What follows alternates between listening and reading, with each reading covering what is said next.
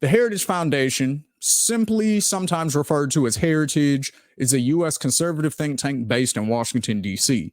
Founded in 1973, it took a leading role in the conservative movement in the 1980s during the presidency of Ronald Reagan, whose policies were taken from Heritage Foundation studies, including its mandate for leadership. We're still going to get there, don't worry. The Heritage Foundation has had significant influence in U.S. public policymaking and has historically been ranked among the most influential public policy organizations in the United States. In 2010, it founded a sister organization, Heritage Action, an influential activist force in conservative and Republican politics. Heritage leads the 2025 Presidential Transition Project, known as Project 2025, an extensive plan to consolidate presidential control over the executive branch of government to accomplish its policy goals. The New York Times reported the Heritage Foundation spread some false information about the 2024 election. Everybody spreads misinformation about the elections. I don't care about that. But that's who they are, though. That's who they are. They are a conservative / right-wing Republican organization who essentially tries their best to influence public policy, especially when Republicans are in office, because they they want to see these policies enacted for, whatever reasons. So they helped Reagan, and every Republican I know loves Reagan. All of them. They love Ronald Reagan.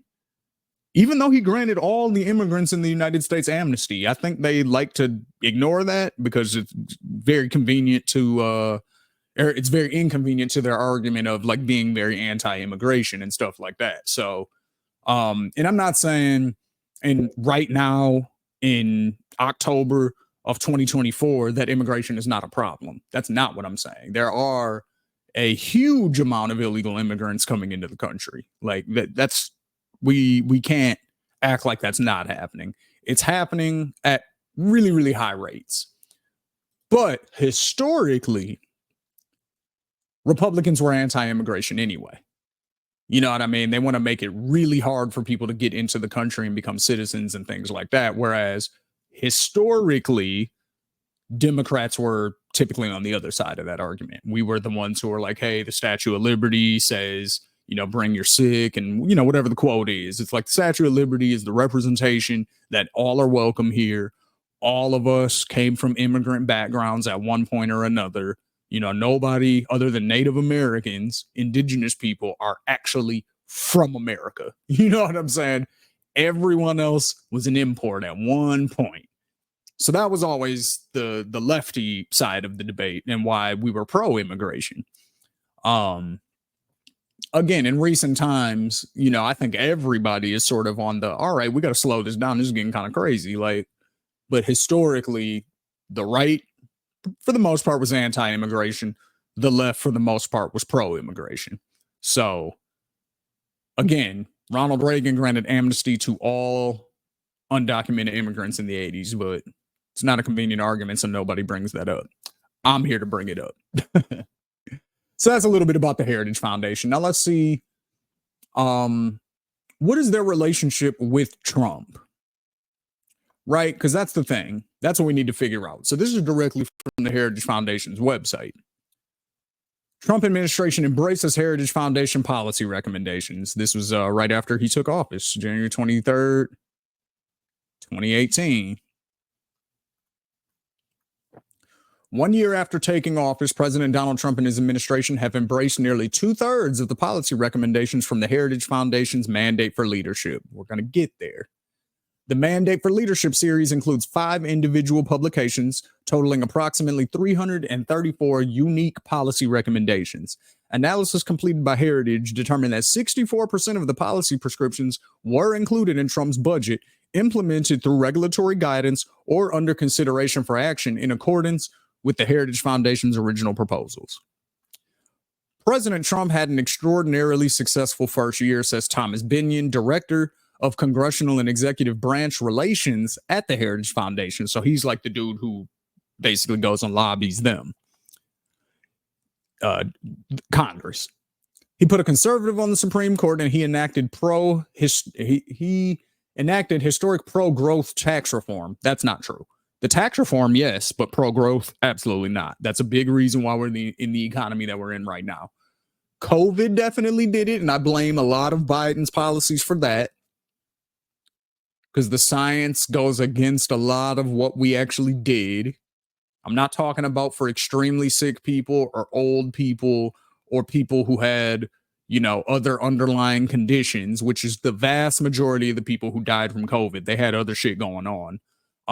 There was a very small number of people who died from COVID, and that was all that was wrong with them. They were 100% healthy, and then they caught COVID and died.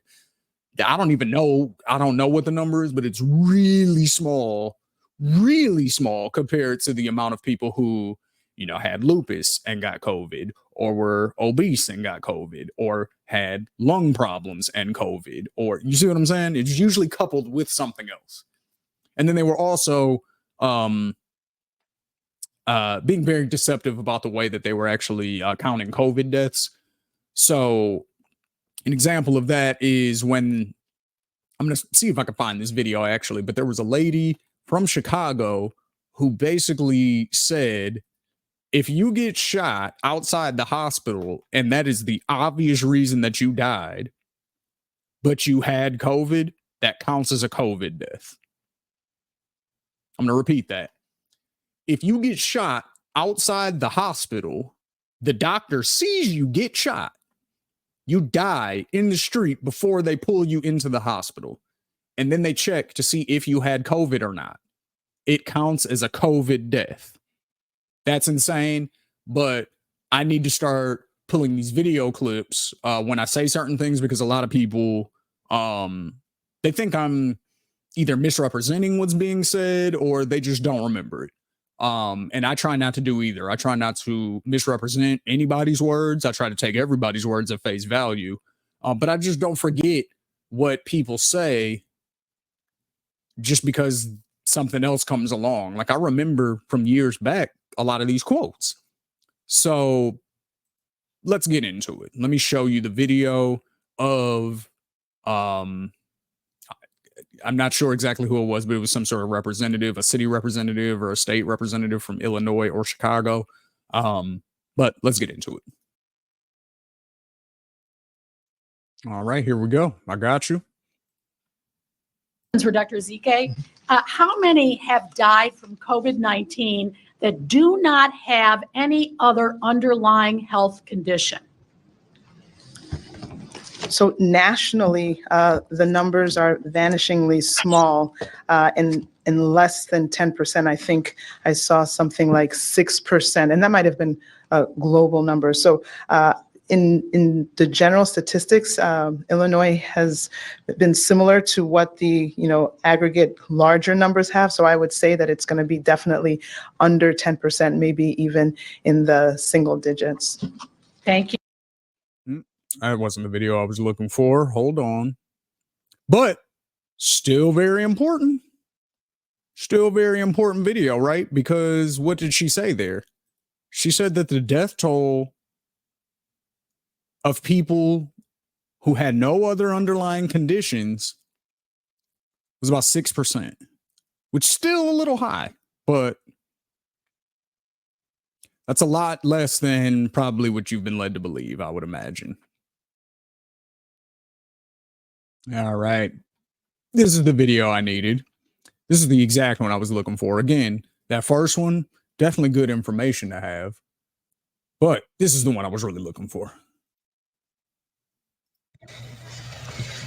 I don't have that information at my disposal at this time. I know we have had people of all age groups die. I just want to be clear in terms of the definition of people die. Okay, here comes the definition of death by COVID.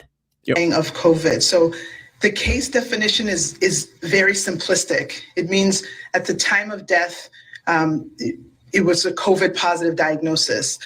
That means no matter how you die, as long as you were positive for COVID when you died, you are a COVID death. Even if you got in a car wreck or you fell off a cliff, for whatever reason that you died, as long as you had COVID, it's counted as a COVID death.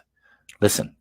So that means that if you were in hospice and had already been given, a few weeks to live, and then you also were found to have COVID, that would be counted as a COVID death. There it was. Okay. She's going to make it more simple for us. Means that if technically, even if you died of a clear alternate cause, but you had COVID at the same time, it's still listed as a COVID death. So technically, even if you died of an alternate cause. Okay. Shout out to this guy whose channel is this. Biff Dipstick. Shout out to you for having this clip, because that clip was really hard to find for some reason. I wonder why. Why was that clip so hard to find? What do you guys think? Why do you think that clip was so hard for me to find? Because I was searching for it. And I searched up a bunch of different terms, and I had to find that on somebody else's channel who happened to clip it out. But I found all of our other stuff right on YouTube. Interesting. So with that information, right? Just knowing that,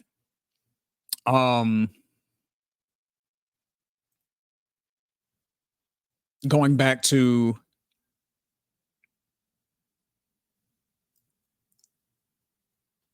he put a conservative on the Supreme Court. He enacted historic pro-growth tax reform.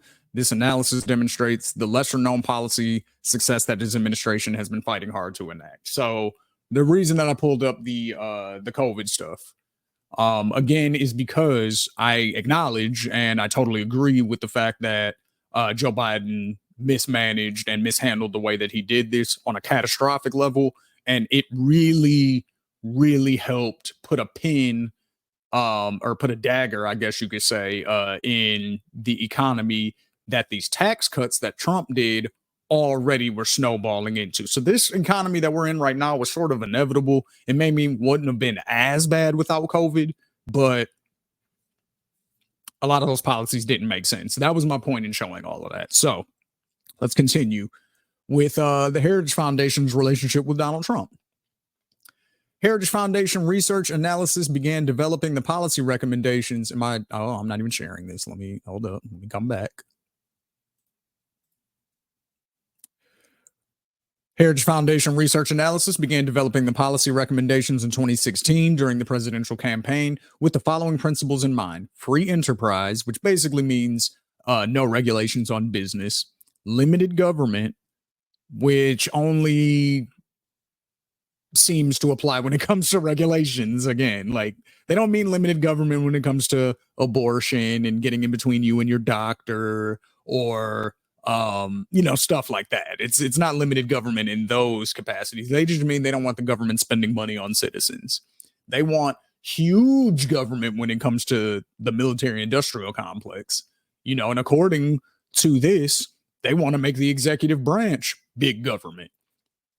That's why we have a system of checks and balances. So one essentially branch of the government doesn't just go rogue and do whatever they want. But according to the project, that's what they want. So individual freedom, whatever that means, traditional American values, whatever that means, and a strong national defense. See, you can't have both of these. Limited government right here and a strong national defense. Those two things do not go in the same sentence. You can't have both. So that's what I mean. That's where the bullshit comes in, because it's like, yo, fam, like, who are you talking to right now? You're telling me you want limited government, which means you don't want the government spending that much money because we're in debt and all of that kind of stuff. Cool. But then strong national defense means the biggest military on earth, where we spend almost $1 trillion a year. With approximately 70 former Heritage employees working for the Trump transition team or as part of the administration, the policy recommendations have served as guidelines for reducing the size and scope of the federal government, except for the military, through specific and detailed actions. All right, so there you go. Like, we don't have to read the rest of it.